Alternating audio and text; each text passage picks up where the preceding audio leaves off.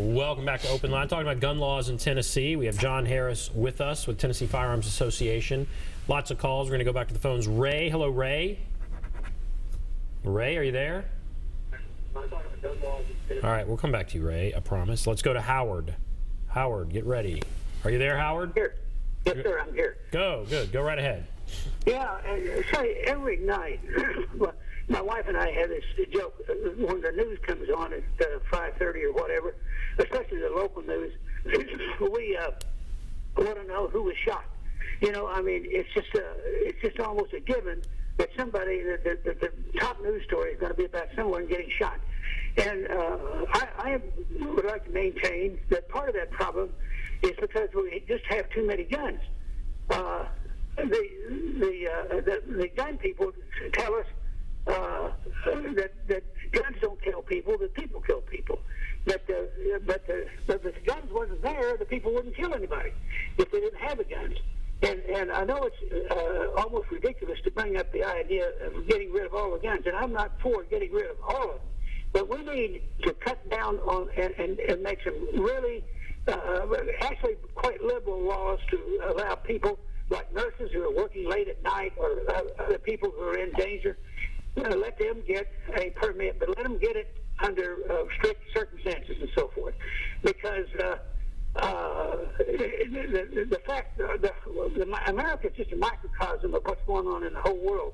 The world's in war every place you turn, and one of the reasons for it is because everybody has a gun. All right, you think we're washing guns and that's leading to the violence, and he wouldn't be alone in that thought. What do you say to that? Turn on the news, you see it. You see it every day. Saw it as I was watching the news before I came over here, and it's a valid concern, but the fact is the people that you really need to be afraid of are going to have the guns whether everybody else does or not. They're going to get them. They're going to make them one way or the other. And you look at places like England or Japan that have gotten rid of their civilian ownership of firearms. It didn't get any safer. It got worse because the people were bringing them in from other jurisdictions, and they were still engaging in carnage, but it was carnage on an unarmed population. I would think people would say that those places don't have the level of gun violence that we have. There have been a couple of well-publicized mass shootings, but they don't have the number of mass shootings and just the level of gun violence that we have. Do you agree or you disagree? Well, I don't know the data from the other states or the other jurisdictions that well. What I see is the increasing trend, unfortunately, of the Islamic terrorist. You know, it hit France, it's hit England. There are beheadings on streets in England. And whether those people could fight back or not effectively is debatable. But the person who's got a physical handicap or that's a smaller build or is otherwise not as capable of fighting, you know, a 25-year-old trained male, one sure leveler of the balance of power is the ability of that person who's physically disadvantaged to pull a firearm and defend themselves. There are those, you know, the people who pro-gun lobby or whatever, they say the answer is we need to have more guns and we need to have fewer restrictions. And at some point, the way things are going, it seems like that'll happen. That will happen. You're gonna, yeah. You know, you'll get your way. If we then continue to see the level of violence, would there ever be a time that you might say, maybe, wait a minute, we need to pull back? There are just too many guns. I mean, do you see what I mean? If you get everything, constitutional carry, you know, everywhere, no gun-free zones, guns are everywhere, and then we still see this level of violence and the kind of things that we're seeing, then do you pull back? Or what do you think? I think what you would do at that point in the event that type of conclusion is reached is you have to assess why does the why do we have individuals in society with violent tendencies like that? And is it the presence of the gun that's making people violent, or is there some other socio or economic factors that are driving the violence and the guns are just available?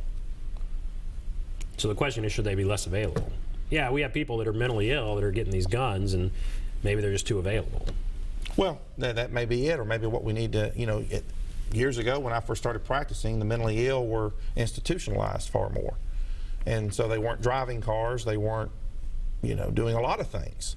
And we've stopped institutionalizing the mentally ill, and now they're out amongst us much more. We no longer execute criminals at the frequency that they used to.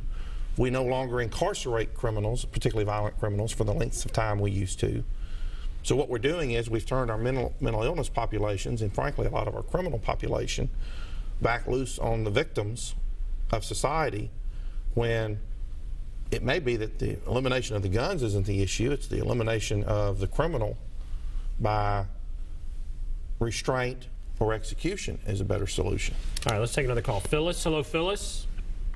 Hi, thank you for taking my call. You're welcome, go right ahead. Yeah, I believe that there's a lack of communication in where people that do have mental illness have been suffering from it for many years, and it's not, you know, like when you register for a gun, that should be in there, documented, and all, you know, where people, like, look at the school shootings, they were all basically mentally disturbed kids. How can we get that straightened out? And also, is it legal to shoot someone on your property, or do they have to be inside? Wow, so now you're asking a legal question. Yeah, we got two tough questions there. And we have a minute. Yeah. One thing, let me talk about mental illness real quick, because it touches a lot of families, unfortunately. The problem when we have dealt with this over the last 2 decades of dealing with the mental illness in the context of the gun debate doesn't come from the gun advocates. The problem really on that issue and resolving it comes from the mental health industry that does not want any government monitoring of the mental health status of people, because they're concerned that that will discourage people that need mental health treatment or evaluation from getting it. And so the resistance on allowing a gun dealer to have a background check when they sell a gun on if someone have a history of mental illness really is coming from your medical profession and not the gun industry. On the question of can you shoot someone, the issue of when you can shoot is a uniform rule in Tennessee, and you can only use deadly force under Tennessee law if you're in imminent fear of death or serious bodily injury, period. Now, the law presumes that if the person is feloniously in your house, entering your car, entering your hotel room, entering a camper, an RV, or something of that nature, that imminent fear is presumed to exist in your favor. All right, we have to take a break. We'll be back right after this. It's interesting.